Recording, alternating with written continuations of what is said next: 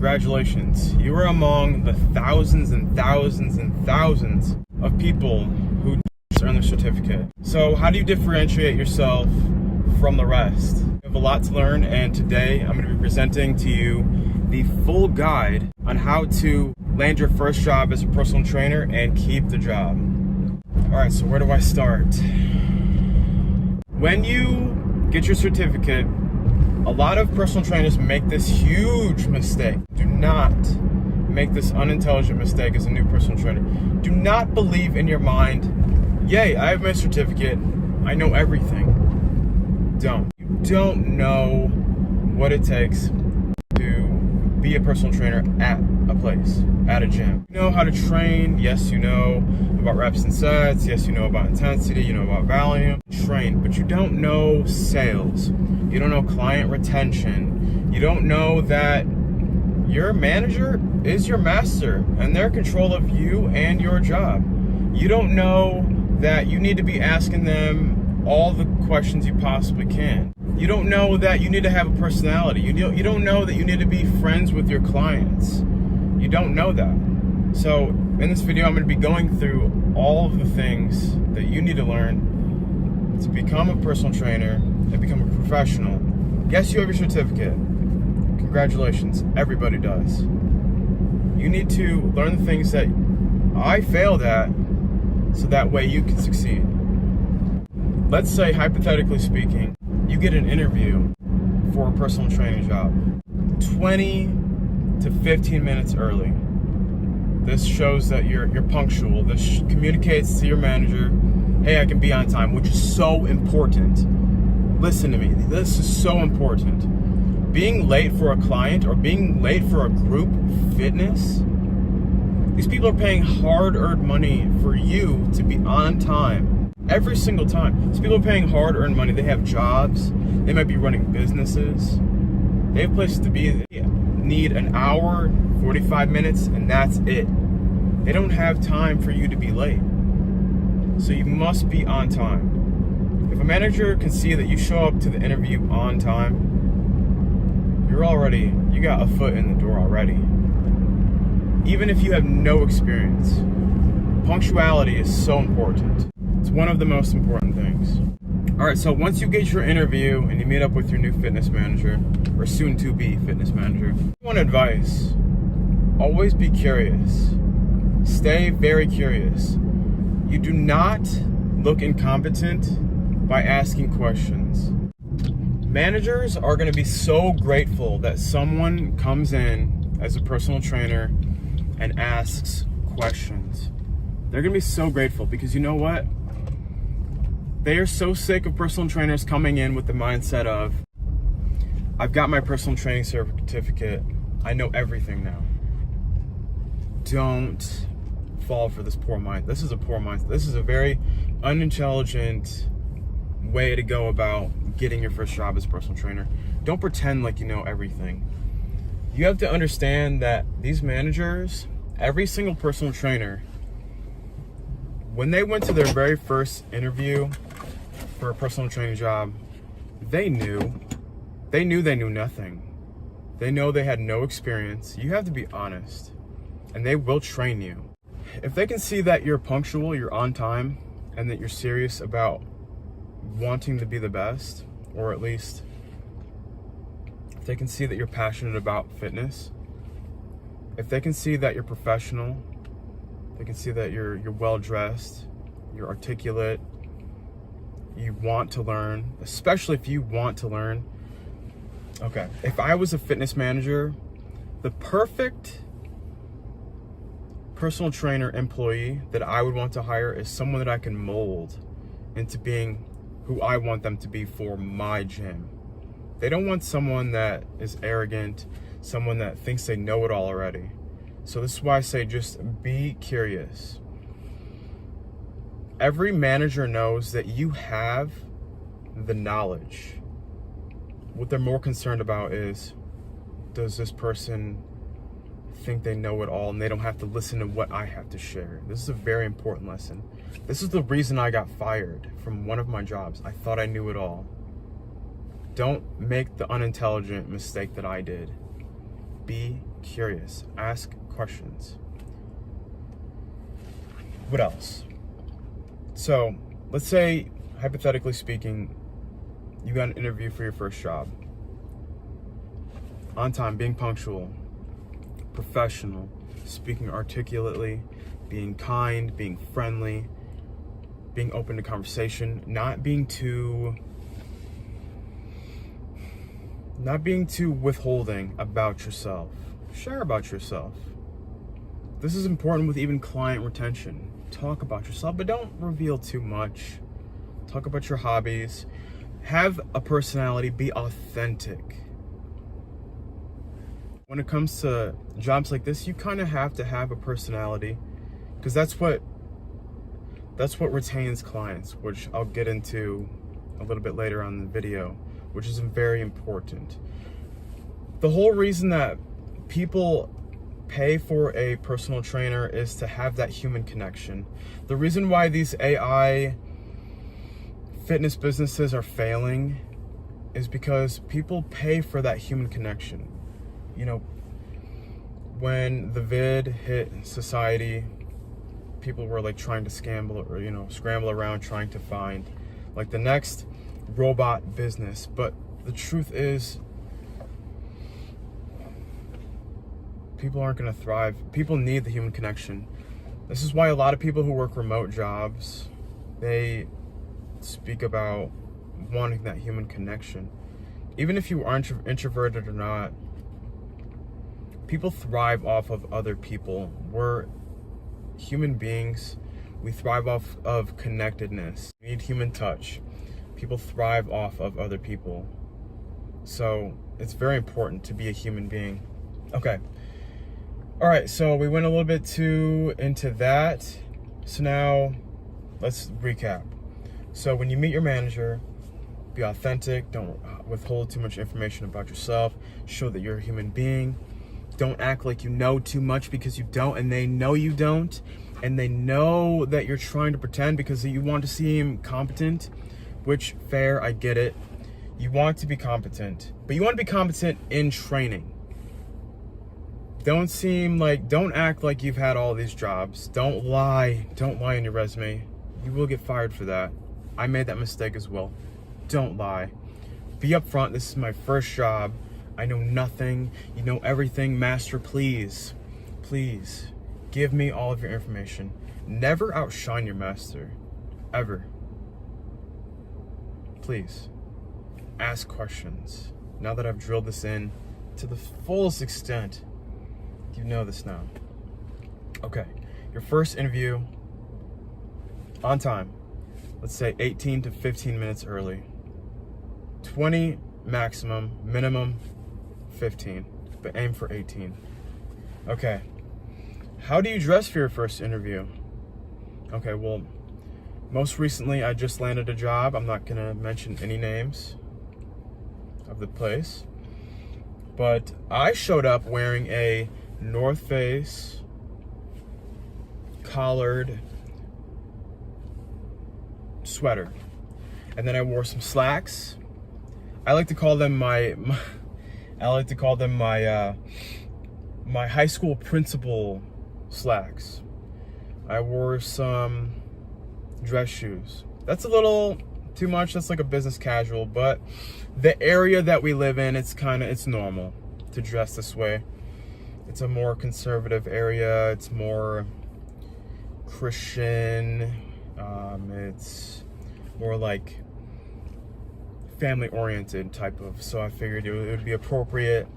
But something that has also worked for me is just to wear some track pants or some joggers or some all black.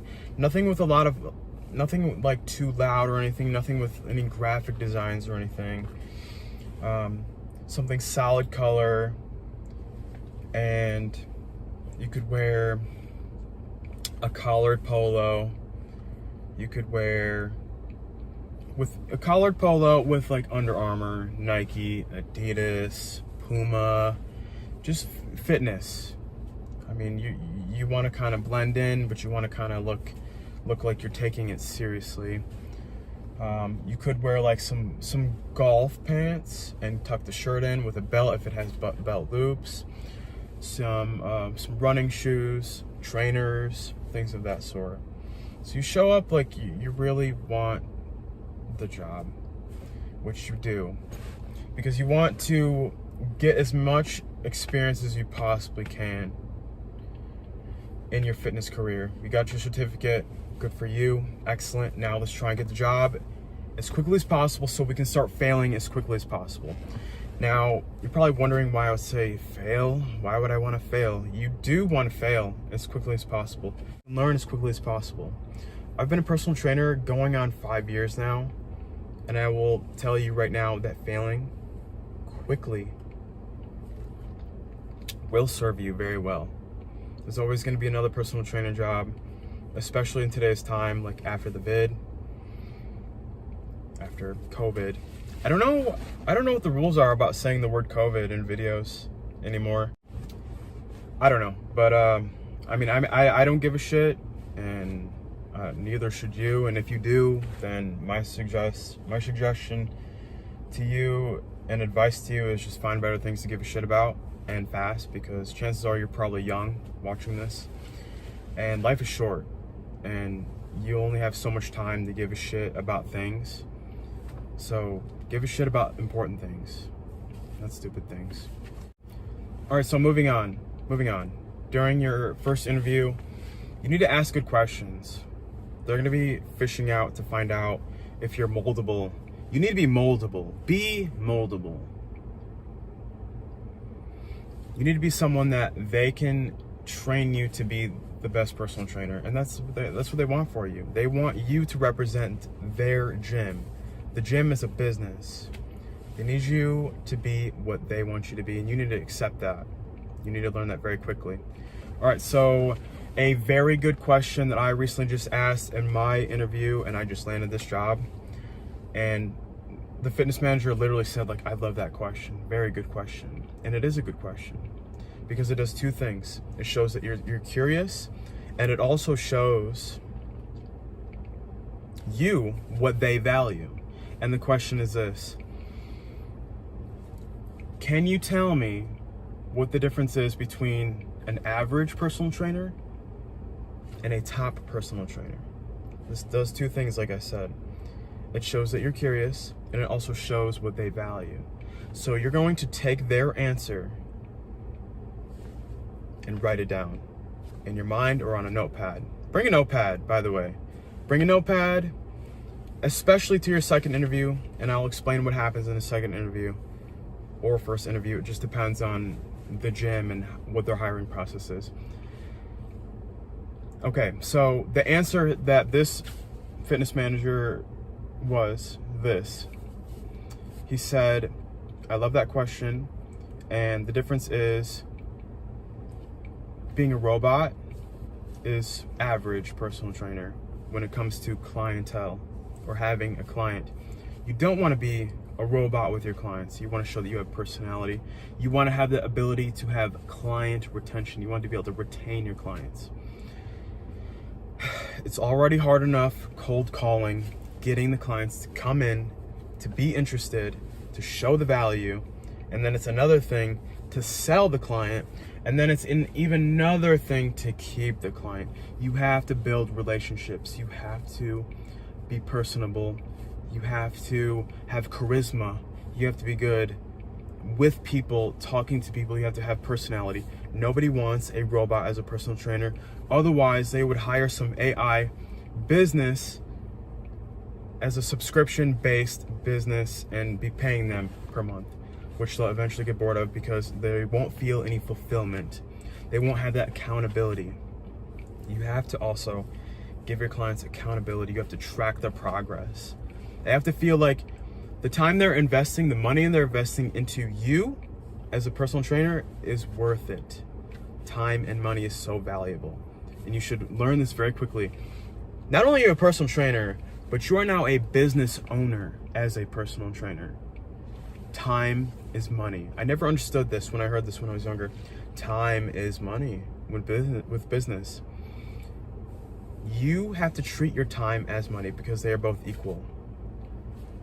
if you spend an hour, if you spend 3 hours somewhere training 3 different clients for each hour, you're getting paid for each hour. You need to make it worth it, and it needs to be worth it for the client. They need to know like, wow, this guy's a really professional, which will come with experience. You already know how to train people. You know that already.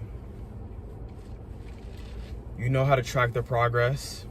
And if you don't worry.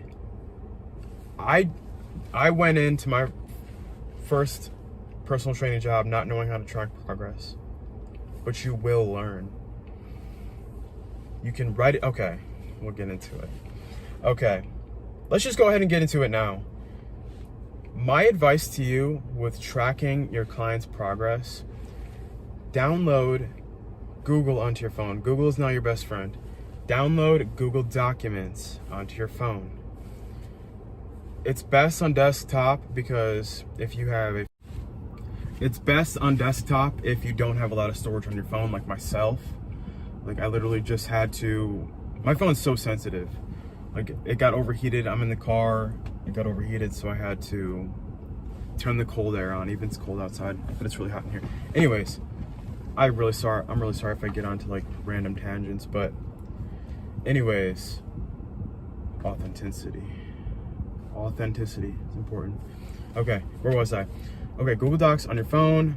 It's really good on desktop. If you don't have a lot of storage on your phone, it keeps everything in one place instead of having to carry it around with you everywhere. Okay, Google Docs. From the first assessment, when you're doing the consultation assessment, you're checking to see how much they can lift, what weight settings they need, how many reps and sets they should be doing. From the very first assessment, write down on a piece of paper, as you should, with your clipboard. Always bring your clipboard. Write down their settings at the top of the paper, and then after that consultation, after that assessment, go to Google Docs, create a file with their name. If you know you're going to see them again, just save it. Just save it. You're going to need it. If they schedule another, they're going to be impressed with you because they're going to see, oh wow, they remembered that, I can only lift 12 pounds for bicep curl for 8 reps. And, you can track the progress over time with that. So Google Documents, and then you're going to, sorry, I'm getting a phone call. Girlfriend's calling. I love that girl so much. Anyways, Google Documents. You're gonna track all their settings. So bicep curl, this weight, this amount of sets. Overhead press, this weight, this many reps. And then you're gonna keep all of their settings. And then from there, after each training session, you can refer back to that. And then you can write down on your piece of paper when you have their workout set. And they're doing 12 pounds for 12 reps. This time, you can make a note. You can increase the weight, you can increase the reps for this client. And then you can go back to that Google document. You can delete, 8 reps and switch it to 12 reps. Or if you're lucky like me, I had a gym that I worked for. They had this app called Trainerize, which is really useful as a personal trainer. You can use that. You can upload the client's name, all of their settings in there, and you can use Trainerize. It's now called ABC Trainerize now. They changed the name. So at the time of this video, as far as I know, it's called ABC Trainerize. Very useful tool for personal trainers like yourself. Okay, what else is next? Now that we went over tracking progress, we're still in the interview. We're asking good questions to your now new fitness manager. We're gonna call them your fitness manager now because you've already landed the job. Because you're new, you're moldable. The fact that you're moldable increases your chances. You're on time because you made it on time. You got the right fit. You're looking sharp. You show that you want the job. You pretty much already have the job as long as you're moldable, as long as you are teachable. You have to be teachable. You have to have an open mind. You cannot have a fixed mindset.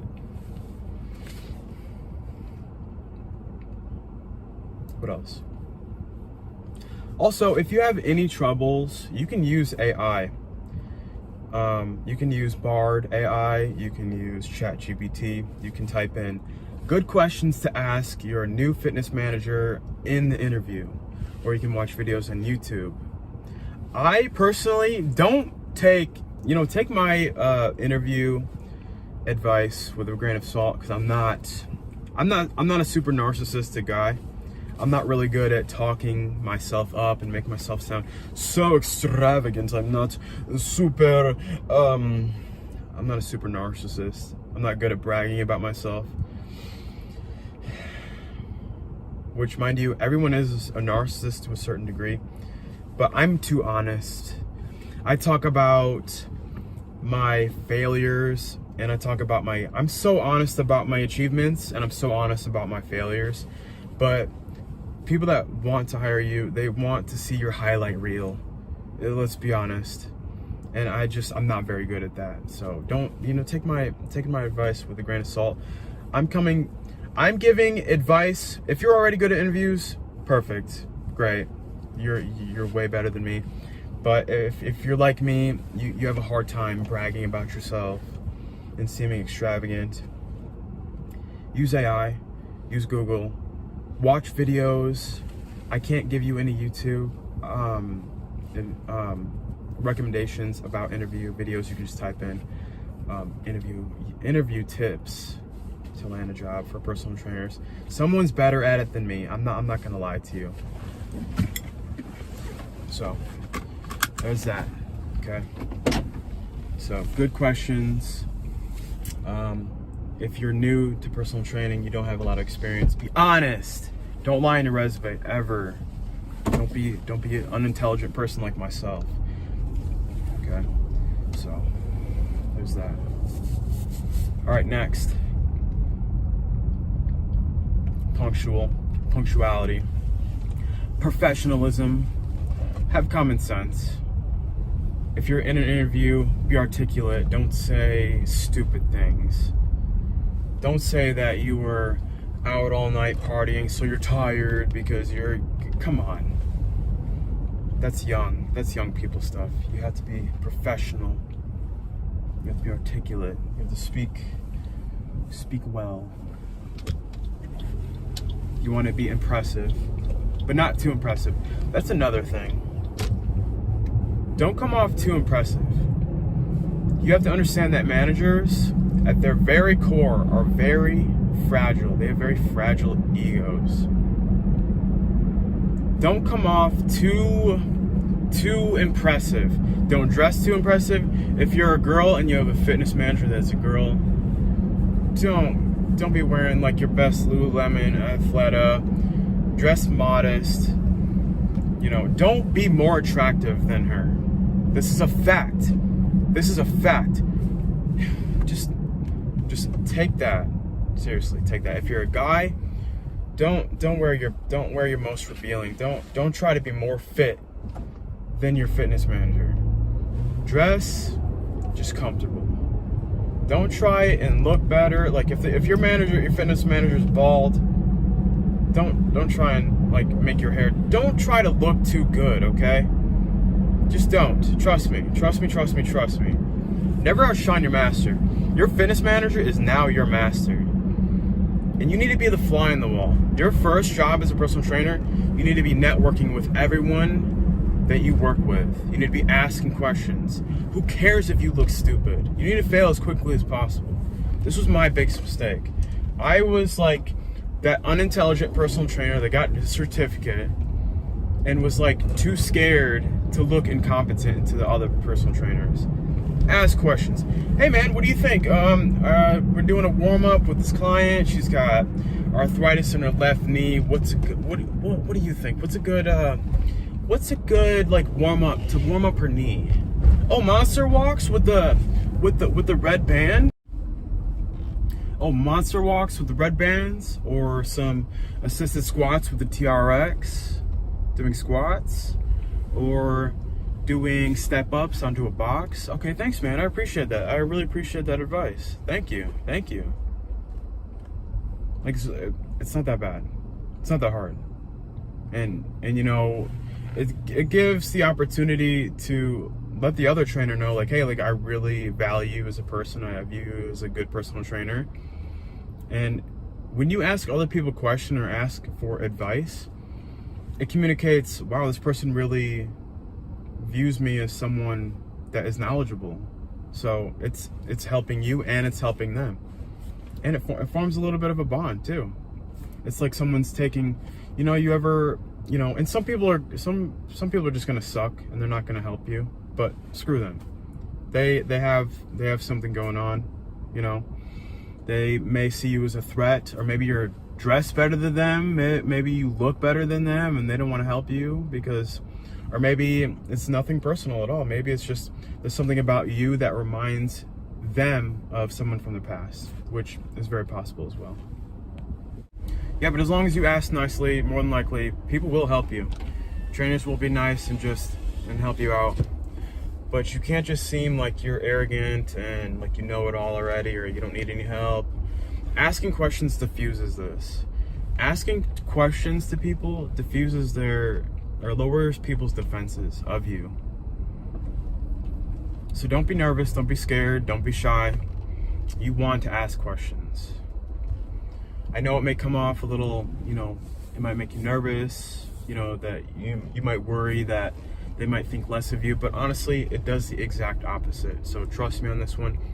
Ask questions to your fellow personal trainers. Everyone should want you to succeed.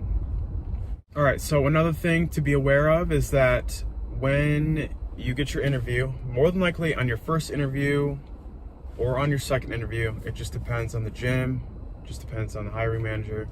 They're going to feel you out. They're going to see if you're moldable. They want to see if you're capable of being a personal trainer. They want to see if that you can be on time. They want to see if you have any social skills. And then what they're going to want to do next is see if you have the skill. They want to see if you can put a workout together. They're going to see how you train people. They're going to want to see if you check people's form, things of that sort. They want to see if you can conduct a workout that actually makes sense. And my word of advice is to kind of get a good feel of the layout of the gym. That way you know where everything is. And when you write out your workout, you can know in your mind, okay, we're going to be over here for these 3 sets, and then for these last 3 sets here, or 2 sets, whatever you write out. And I already know you know how to conduct a workout, as you should, because you're a certified personal trainer now. My word of advice is to just make it simple. Do a 3 to 5 minute warm up, full body warm up. Just choose 6 exercises that work the entire body.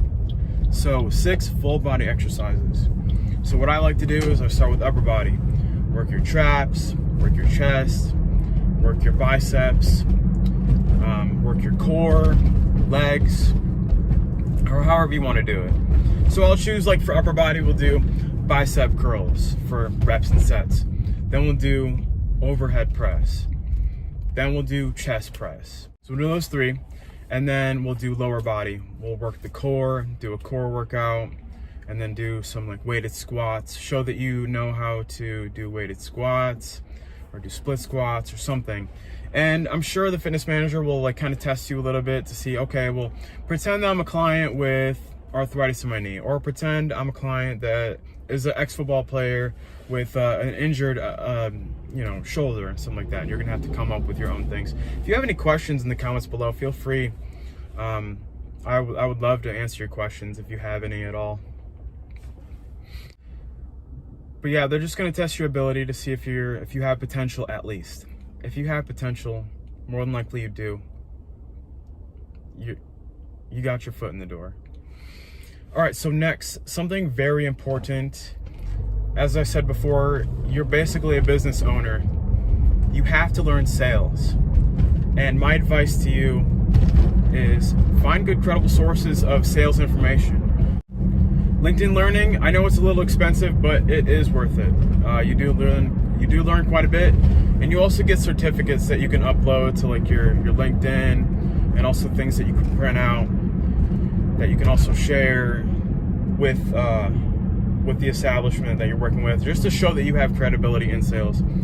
So the best way to make sales, like in fitness, is just to show the value. You have to believe in the product in order to sell something. So you have to communicate effectively to the client that it's worthwhile to have a gym membership and also to have a personal trainer. You have to make it seem like it's easily able to fit in their schedule, and it would be, beneficial for them, which it is, because it's making them healthier, it's making them live longer, and it's helping mental health, which is a big struggle for people in today's society. So you're gonna also need to learn how to cold call. You're gonna have to learn to call people. I know I hired at a gym with a guy that said, I'm not doing that, I'm not, and it is very beneficial. You have to. I'm not even gonna give my opinion about that guy. He did fine, but it helps with outreach. Otherwise, you're just gonna have to rely on other ways. You have to call people and put value. You have to call people and put value in front of their face. So, for example, my cold call script was the same thing every time. And 9 times out of 10, I got people to come in for a free session every single time.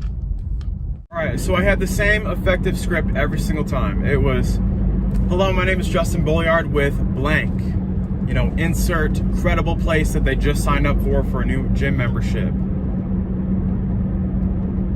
My name is blank, and then, I say my name.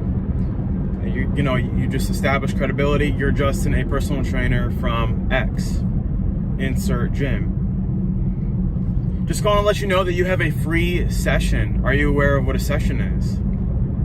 No? Okay, awesome. And now is your opportunity to list out the values of this free session that is free. People love free. So it's not only giving them incentive at this gym that they just signed up for this gym, and now you're giving them a free incentive to come in, just to spare 1 hour of their time to get X and this, and they get this, and they get this. They get a professional personal trainer walking them into the gym, getting them acquainted, getting them comfortable, because the gym can be an uncomfortable place. They get a free consultation. They get a free workout. They get to learn their settings. They get to learn how strong they are. They get to learn proper form and safety. And they get the most benefit out of their gym membership, because they now are all equipped with this information, and now they're comfortable. You just created a client for life. You just created a lifetime member to the gym because you did that. That is so value. And if you really believe in the types of systems that your gym has, and you can speak about it, and you have to actually believe in it. That way you can speak about it effectively and actually sell it to your client and get them to be a personal trainer. Get them to be your personal trainer. It's so valuable. So imagine just sign up for this gym membership, and then you got this personal trainer calling you saying, hey, I want you to be here. We really value you coming on with us. We want to get you more comfortable here. We know how uncomfortable it can be starting a new gym. I want to take you by the hand as a professional and show you all the equipment that we have.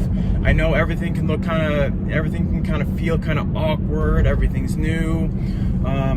You may be not very experienced. You may not know where to start. You may be starting with the treadmill, which everyone goes to because it's the most easiest thing to do. But we want you to get the most out of your gym membership and show you everything in the entire facility. That way you can get the most out of your gym membership. You know how good of a feeling that's got to be? You've got to do that. You've got to have that kind of dedication for your people and your clients, because you believe in your gym and you want people to trust you. It's very valuable. All right, and so once you list out all those values, 1 through 5, 1 through 3, whatever, and you tell them, and by the way, this is all free, what would be a good time and date for us to meet? And then you shut up.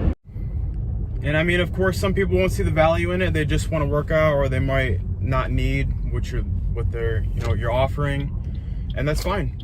There's always other people that will see the value. Some people may be less experienced, things like that. So if you want the script to what I just mentioned, just type something in the comments, like type script, and then I'll shoot you a message. I'll send you a Google form or a Google Doc for it as well. So, and then send it by email or something. I don't know. Completely free. I'm not trying to sell you anything. I'm just trying to help you guys as much as possible. That way you can be successful. All right, and I think lastly, last but not least, is pretty important as well, is that with any business or anybody else that is viewing you trying to do anything business, anything that takes a long time to grow something, your family, your friends, they're not going to understand, and you're just going to have to accept that. It is going to be difficult to try to grow something like growing a clientele or anything like business type. Like, some people just aren't going to understand, and you're just going to have to accept that nobody that loves you is going to actually understand, and they're not going to be able to support you. You're just going to have to connect with the people that you work with and learn to grow through that way, or speak to people like me, or reach out to people like me to fill you in. My family, for one, they're not very supportive. They don't understand the amount of time and money invested into learning this skill. They don't really understand that I use my brain to produce an income. They don't really understand that. They just understand go to school, get a good job, and then work this job whether you like it or not. So not everybody is going to understand this path. It's very different, and it's going to be a lot harder. So that's just something to be aware of as well. You're just going to have to surround yourself with people that can motivate you because they're doing the same thing. Just surround yourself like that, and don't really speak too much about your work or your craft with family and friends. Unfortunately, they love you, they have good intentions, but they're not really going to have things to say. They're just going to think, well, it's been 2 weeks, like, why haven't you got paid yet? It's different. It's put in a lot of hard work and effort and then get a high reward later, whereas for them it's put in the same effort and then you get mediocre level, if that makes sense, because they use their time to make money. We use our mind to make money. No offense to them. You love them, they're your friends, they're your family, they love you, they're well-intentioned, but you live a life a little differently, and sometimes it's just best to not even speak about what you do, because they're just not going to get it. They're not going to accept it. They're going to try and make you feel like what you're doing is a waste of time, when really it's not. It's actually very rewarding. This is a very rewarding field. Using your mind as your asset. Your mind is your greatest asset. You can lose your job at any time. Nobody can take your knowledge away from you. Your knowledge in your head is an irreplaceable asset. Time is very limited. Some people work, some people get paid for their time, and some people use the information in their brain to get paid. Everyone's on their own path. We're just gonna have to accept that, and everyone lives differently. So, okay, I hope this video summed up everything that you could have possibly needed. If I missed anything, or if you have any feedback whatsoever, feel free. And I never mentioned, my name is Justin Bolliard, as you probably know by now if you're already subscribed to this channel. Thank you for watching, and I hope this had so much value for you. If it did, leave a like, and please subscribe. Have a good one.